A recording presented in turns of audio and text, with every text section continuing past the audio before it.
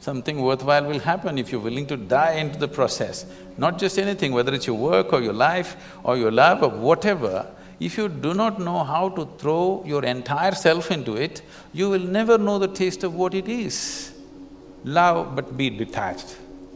Why do you want to love then? Only because you want to include somebody as a part of your life, part of yourself, that's why you love.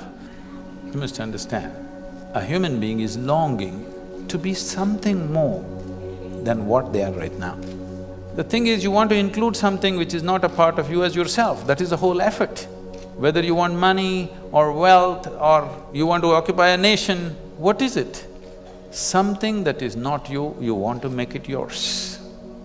Yours is an effort to make it a part of yourself. If it happens emotionally, on the emotional level if you try this, we call this a love affair. You're trying to make somebody who is not a part of you, a part of yourself emotionally. This is a love affair. See, because you're looking at love as something that comes to you or you yield to the process of love only because you appreciate a particular quality, a shape of somebody's nose or the shape of their mind or their thought or their emotion or the way they speak or the way they do things or the way they relate to you, something, okay? There are many things. It is based on something that is acceptable to you.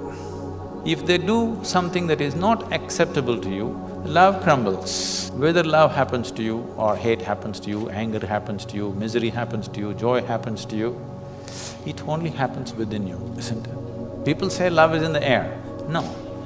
Because you are feeling very pleasant in your emotions, suddenly air feels vibrant. It always been, you missed it all your life, now you're beginning to feel it. Whatever human experience, love or hate, whatever, happens only within you. What I'm saying is, at least what happens within you must happen by your choice. Consciously you must be able to make it happen. If your experience of what is happening within you is happening by choice, what is the problem? It only happens within you. Love is not a relationship.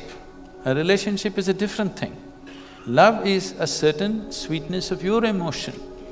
Whether you look at a tree or a dog or a man or a woman or a child or just at the sky, why can't you look at it lovingly? Because it's not about loving the sky, it's about the sweetness of your emotion. If your emotions are sweet, whatever you look at it in a certain way.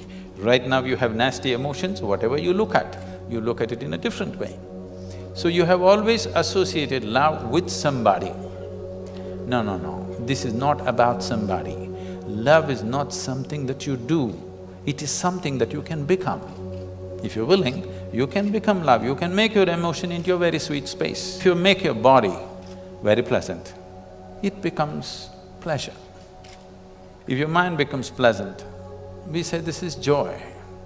If your emotions become pleasant, we say this is love. If your very life energies become pleasant, we say this is blissfulness, this is ecstasy. If your surroundings become pleasant, we call that success. Now you're calling your success with somebody as love, that's a mistake. You have a success story with somebody, that is, you have created pleasantness in the atmosphere between you and let's say 5–10 people around you. You're calling that love.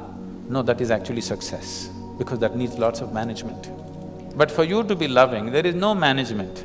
If you just make your emotions sweet, your emotions are sweet and it's beautiful to be like this. It's not about anybody. If somebody comes, we can share it. If nobody comes, you can sit here with your eyes closed and still be loving. What's the problem?